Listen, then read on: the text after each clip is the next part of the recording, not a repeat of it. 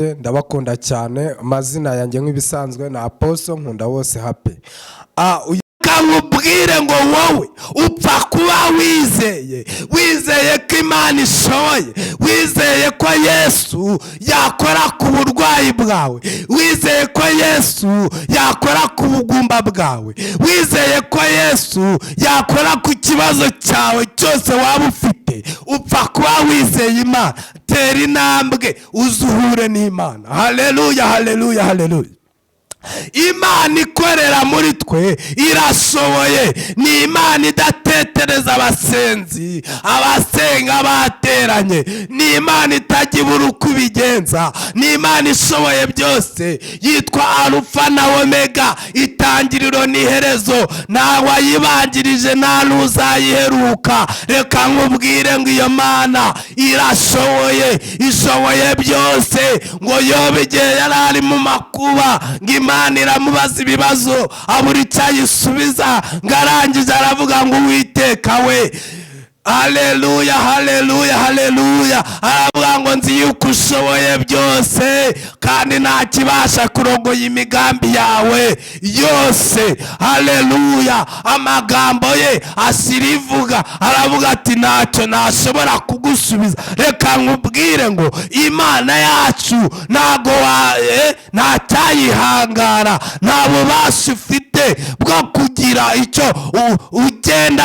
Hari igihe umuntu yitotomba agakabya akaba atariko Imana ubundi bite, igihe nasengeye si Imana irakora. Reka nkubwire ngo Imana iracyakora, ntiyasinziriye, iracyakora. Imana uko yakoraga kera n'uyu munsi niko izahoraho iteka ryose. Haleluya, haleluya. Nisaza ngo yitwaza akabando, umva nta kiyinanira. Tera intambwe uzuhure n'amavuta adasanzwe. Imana nidukoresha ukakira imigisha yawe, ukakira ibyawe, ibyo ngibyo bizatunezeza. Ibyo ngibyo, haleluya, haleluya. Babaza Yesu, barabaza atari ku bundi bite, tubite kuvuga ngo bakwizere, se wowe bakwizera bate? Yesu aravuga atumva, njyewe reka mbabwire, unyizera aba yizeye n'uwantumye. Wowe niwizera umuhanuzi, uzaba wizeye n'Imana imurimo cyangwa se yamutumye. Icya mbere ni ukwizera, ugatera intambwe. Ubwo ni ubutwari bukomeye. Haleluya, haleluya. Reka nkubwire ngo mbonye abantu bakira indwara zitandukanye, mbonye abantu bakira ibyabo byari byaraboshwe, byari byaramizwe bunguri, Satani abiruka basengera bakakira ibisubizo byabo. Reka nkubwire, mbonye indwara zananiranye zikira, abaganga baburiye imiti. Reka nkubwire, umuntu yaragiye akivuza akajya mu bavuzi ba gakondo cyangwa ba Kinyarwanda bikananirana, akajya mu badogiteri batandukanye bikanga, agakora uburyo bwose bikanga, ariko yaza nkamusengera indwara yigakira. Reka nkubwire ngo tera intambwe uzurebe imbaraga z'Imana. Reka nkubwire, hari amavuta adasanzwe, hari amavuta adahangarwa. Imana ishoboye byose. Imana yacu irihagije. Wimbwira ngo ese ngo urabona, oya, vanaho. Haleluya, haleluya. Wowe Imana iri kumishurira udafite kwizera. Reka mvuge ngo Imana iguhe kwizera mu izina rya Yesu, kuko kwizera iyo kubuze wa muntu we, icyo gihe ntabwo imbere y'Imana uba ukigaragara neza. Haleluya, haleluya. Hari ukundi kubona.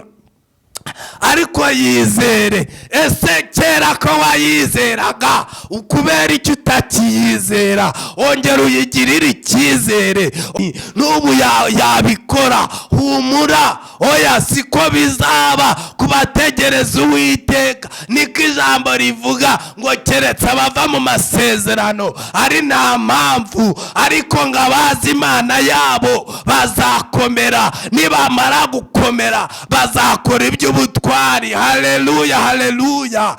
Imana irihagije, Imana irakora, Imana irahambaye. Imana yitwa Ndiho, yitwa Rubasha, yitwa Ushobora byose. Reka nkubwire, nta kiyinanira na kimwe. Wowe yizere gusa, ongera uyizere, ongera uyigarurire icyizere. Oya, kuva uyu munsi, oya, baguciye intege. Hari igihe usengana n'abantu bakaguca intege, yewe n'uguhanuriye akaguca intege, akubwira ati ariko ubuzima ubayemo birashoboka ko bwazahinduka. Ariko reka nkubwire ngo Imana yacu ije kubikora kwiyubahisha. Ugiye kwakira impinduka, ugiye kubona impinduka zikomeye ku buzima bwawe. Nawe ugiye kwibaza atese Imana koko nanjye yanyibuka? Reka nkubwire, iyi myaka ntabwo yose waba umaze, ntabwo Imana ikangwa n'imyaka. Oya, ahubwo yo irabikora kandi ikabikorera kwiyubahisha. Haleluya, haleluya, haleluya. Reka mbabwire, jewe niba nje kukubwira ngo gusenga cyangwa kubasengera, ntabwo nzasengera abantu gusa, kuko amavuta Imana impaye nayo kubohora buri kimwe cyose. Reka nkubwire, hari abantu baba bafite n'ubworozi, akaba afite nk'ifamu y'inka, cyangwa se akaba afite n'inka nk'eshatu cyangwa n'ebyiri, ariko zikaba zitabyara, zabaye ingumba. Izo nazo ndazisengera zikabyara mu izina rya Yesu. Reka nkubwire ngo wari uzinzwe, hari abakuzinze, ibyo bizingo byari bikuriho, wowe nutera intambwe ukaza nkagusengera birakurekura. Reka nkubwire ngo hari imyuka yari kuriho. Haleluya, haleluya. Wowe Imana iri kumishurira. Oya, iyo uryamye nijoro uba wumva ibikuniga. Reka nkubwire ngo tera intambwe ngusengere, iyo mizimu itsindwa mu izina rya Yesu Kristo. Tera intambwe gusa, wirebera imbaraga z'Imana, wirebera amavuta adasanzwe. Dore hari undi mubyeyi ufite umwana aryamisha, wamuryamisha areba hejuru, ruguru ukamusanga yageze mu mirambizo hepfo. Reka nkubwire ngo tera intambwe, uzana uwo mwana musengere, ibyo bimufashe bimurekure mu izina rya Yesu Kristo. Hari imbaraga z'Imana, hari imbaraga zimira izindi, hari imbaraga zihindura ibyanze guhinduka. Tera intambwe, igihugu cyose waba urimo, intara yose waba uherereyemo. Reka nkubwire, ushobora kutabona iyi video, ariko nugira amahirwe ukayibona, wibwira n'abandi, wibyihererana.